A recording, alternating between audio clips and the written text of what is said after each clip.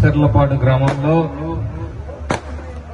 శ్రీ వీరబ్రహ్మేంద్ర స్వామి వారి తిరునాళ్ళ సందర్భంగా మరి విశేషమైన ఈ కార్యక్రమాన్ని ఏర్పాటు చేసిన నిర్వాహకులకు, గ్రామ పెద్దలకు, ఇక్కడికి గ్రామస్తులకు, ఇక్కడ విచ్చేసిన మరి భక్తులకు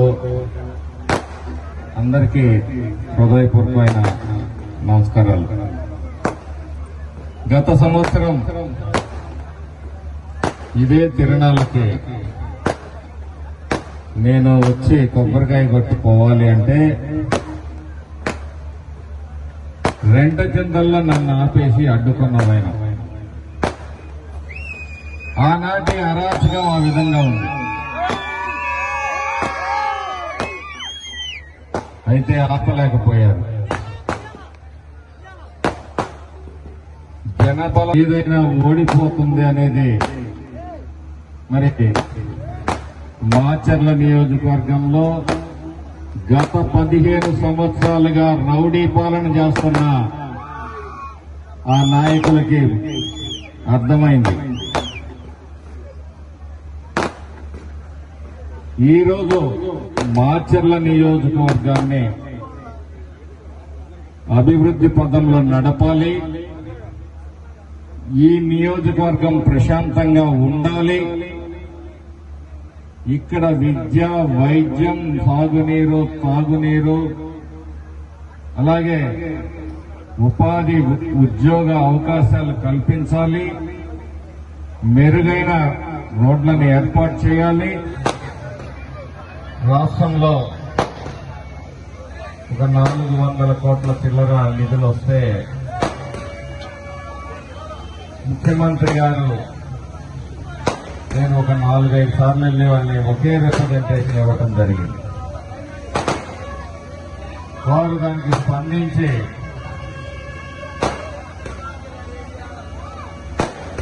₹117 కోట్ల మన నియోజకవర్గానికి మరి రోడ్లకు ఇవ్వడం జరిగింది. 4 ప్రధానమైన రోడ్లని మరి డబుల్ రోడ్స్ గా మనం ఇంప్రూవ్ చేసుకోగలుగుతున్నాం.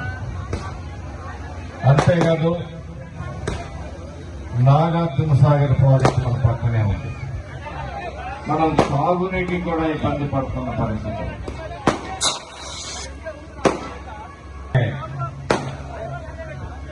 ఉప ముఖ్యమంత్రి వర్యులు మన నియోజకవర్గానికి వచ్చి ఇక్కడ మనం ఫేజ్ 1 జలజీవన్ మిషన్ ద్వారా ప్రధాని మోడీ గారి ఆశీస్సులతోటి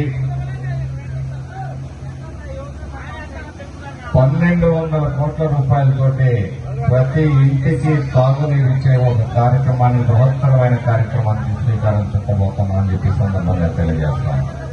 సంవత్సరాలుగా ఇక్కడ కాలువల పూడిక కూడా తీయకుండా చెట్లు పెరిగిన పరిస్థితి. నాగార్జున సాగర్ ప్రాజెక్టులో నీరున్నప్పటికీ పొలాలకు నీళ్లు రాని పరిస్థితుల్లో మరి మైనర్లు, మేజర్లన్నీ బాగు చేయడం జరిగింది. గత 5 సంవత్సరాలుగా రైతు సంక్షేమం కోసం ఏదైతే మనం అనాదిగా ట్రాక్టర్లు, స్ప్రింక్లర్లు, డ్రిప్ ఇరిగేషన్, మరి పవర్ స్ప్రేయర్లు, హార్వెస్టర్లు, రెయిన్ గన్స్ ఇలాంటి వ్యవసాయ పరికరాలన్నీ ఇస్తా ఉన్నామో వాటన్నిటికీ కూడా గత ప్రభుత్వం మరి సున్నా చుడితే మళ్ళీ వాటికి శ్రీకారం చుట్టారు. రాబోయే రోజుల్లో ఈ రాష్ట్ర రైతాంగాన్ని ఆదుకోవడం కోసం మరి శీతల గిడ్డంగులు, కోల్డ్ స్టోరేజీలు కానీ, అలాగే ఎవరైనా ముందుకొస్తే ఫుడ్ ప్రాసెసింగ్ యూనిట్స్ పెట్టడానికి కానీ, అలాగే మొన్న మనం మాచర్లలో ఒక సెజ్ మరి ప్రారంభోత్సవం చేసుకున్నాం. ఎవరైనా ఇక్కడ పరిశ్రమలు పెట్టాలన్నా ప్రభుత్వం నిర్ణయించిన రేట్లకే ఇవ్వటం, రోడ్లు, నీటి సౌకర్యం, కరెంట్ సౌకర్యం కల్పించి వాళ్ళందరికీ కూడా ఎటువంటి ఇబ్బంది లేకుండా పరిశ్రమలను కూడా ప్రతి నియోజకవర్గంలో స్థాపించి కనీసం 5,000 మందికి ప్రతి నియోజకవర్గంలో ఉద్యోగ అవకాశాలు యువతకి కల్పించాలనే ఒక లక్ష్యంతో మరి పనిచేస్తుంది చంద్రబాబు నాయుడు గారి నాయకత్వంలోనే ఎన్డీఏ కూటమి ప్రభుత్వం. ఈరోజు సభాముఖంగా చెప్తా ఉన్నాం, మాచర్ల నియోజకవర్గంలో త్రాగునీరు, సాగునీరు, మెరుగైన విద్య, 100 పడకల ఆసుపత్రి, మంచి రోడ్లు, మంచి విద్యా సంస్థలు ఏర్పాటు చేస్తాం. అలాగే పరిశ్రమలను కూడా తీసుకొని వచ్చి ఈ ప్రాంతంలో నిరుద్యోగ యువతకి ఉపాధి అవకాశాలు కల్పించే ప్రయత్నం చేస్తాం. నీలాగా అబద్దాలు చెప్పే వంశం కాదు మాది.